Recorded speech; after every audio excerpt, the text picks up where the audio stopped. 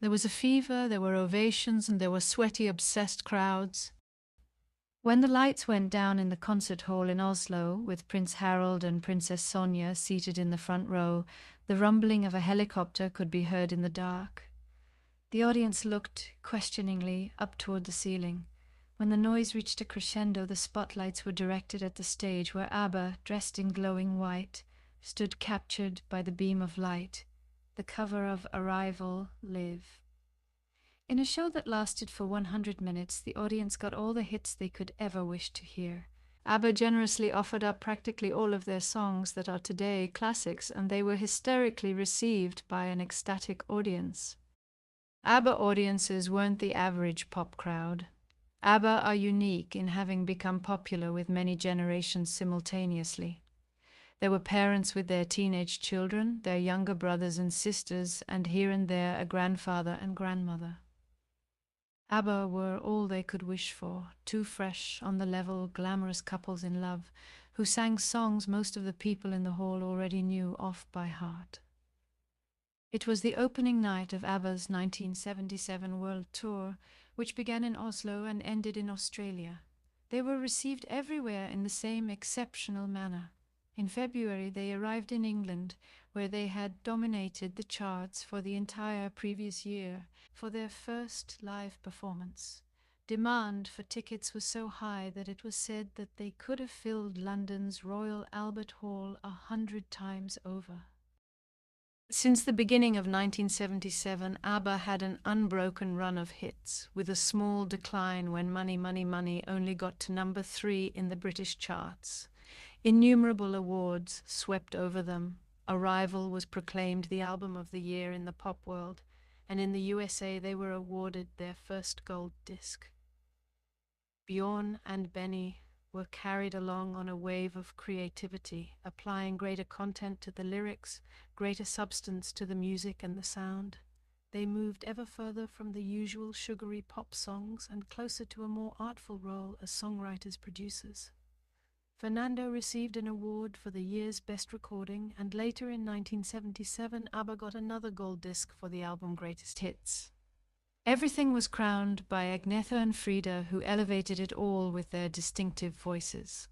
Dancing Queen went gold and was played around the world.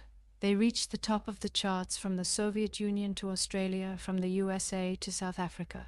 3 million records were sold in that year alone. In Sweden, Dancing Queen became especially associated with the Swedish Queen ever since ABBA, dressed in fantastic Rococo creations, sang it at the ball held when the royal couple married in 1976. For the world tour, Bjorn and Benny had written a mini-musical to be included in the show, The Girl with the Golden Hair. Agnetha and Frida wore blonde wigs and dressed identically.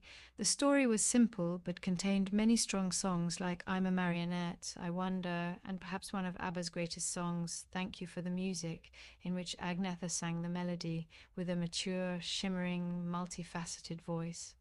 The tour was extremely lavish and cost a fortune, so despite massive receipts and sold-out shows, profits were zero for ABBA, according to Stickan Anderson, but success was 100%. The second visit to Australia meant the terminal point of the world tour. However, neither they nor their retinue had much time to see any birds of paradise, expansive savannas with bounding kangaroos, coral reefs, or steppes with wild horses on this grandiose continent, where there is an average of only 2 inhabitants per square kilometre, and where, by that time, every other household owned an ABBA record. One thing ABBA could verify was that they were already a hugely popular band in Australia. Perhaps it had never before been so clear to them as here just how big they had become. As soon as they landed in their private jet, a 727, they were greeted by thousands of fans.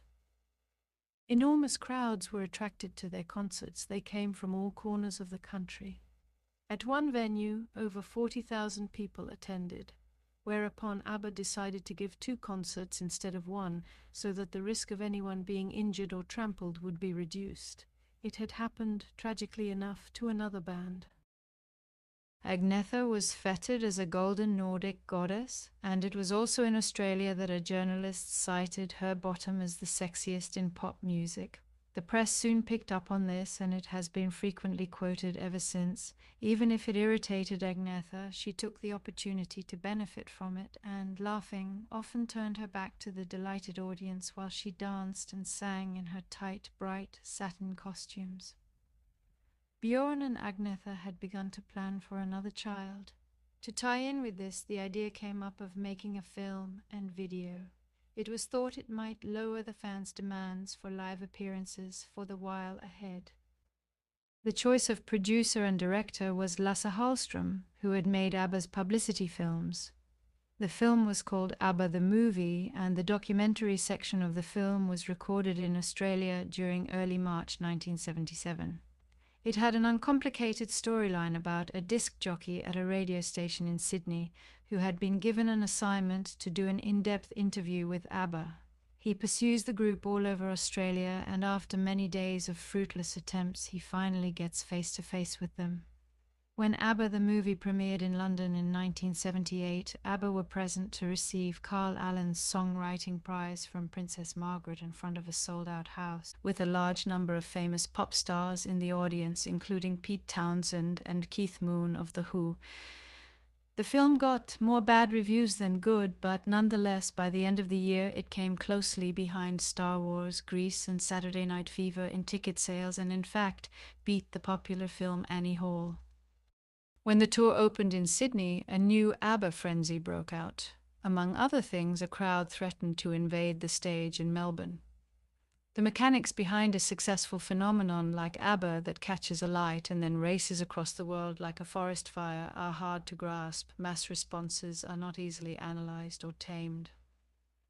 Yes, the Australian tour was the most incredible of all the things that I experienced with ABBA. There was fever, there was hysteria, there were ovations, there were sweaty, obsessed crowds. Sometimes it was awful. I felt as if they would get hold of me and I'd never get away again. It was as if I was going to be crushed. On occasions, they would grab hold of us in the most unpleasant ways, and there were times when we cried once we were inside the car. No one who has experienced facing a screaming, boiling, hysterical crowd could avoid feeling shivers up and down their spine. It's a thin line between ecstatic celebration and menace. It can turn around in a flash. I don't think anyone could stay the same after such an encounter. It affects your personality, it remolds you, and can be the source of phobias. Naturally, it depends on how sensitive you are. Nonetheless, I never felt that my life was in danger in Australia. Enthusiasm and warmth were always present too. We had a large security force of bodyguards and police around the clock and always drove with the doors locked. I was often worried that someone would get run over when they threw themselves in front of the car or hurled themselves at it and began pounding on it. Sometimes it got frightening, and we were forced to use excessive speed to get through the crowds. The fans never left us alone, and photographers were everywhere, even in the hotels. They were with us constantly. If we wanted to be alone, we had to make secret plans, perhaps have a boat pick us up from a jetty somewhere. So there was a lot of pressure. Lasse Hallström's film crew also demanded a lot of our time and attention. On the night of the premiere in Sydney, on the 3rd of March, the city was hit by torrential rain. The rain hammered down and the open-air stage was covered in water. A huge crowd had gathered, and of course you wondered if there would be a show for them at all. We waited a long time for the rain to ease up, with so much electrical equipment around, guitars, microphones, sockets, and so on. It made performing risky. However, we decided not to leave the soaking audience in the lurch, which was so much appreciated that we have probably never received such a rapturous reception anywhere. When we ran onto the stage, it seemed the ovation would never end. The stage was very slippery, and at one point Frida fell over and really bumped herself. She quickly composed herself, and we carried on without delay. One thing I particularly noticed in Australia was that it makes no difference whether there are 5,000 or 50,000 in the crowd. I was still equally stressed and nervous. It seems the greater your success, the greater the audience's expectations and impatience, while at the same time you demand more and more of yourself. Yeah.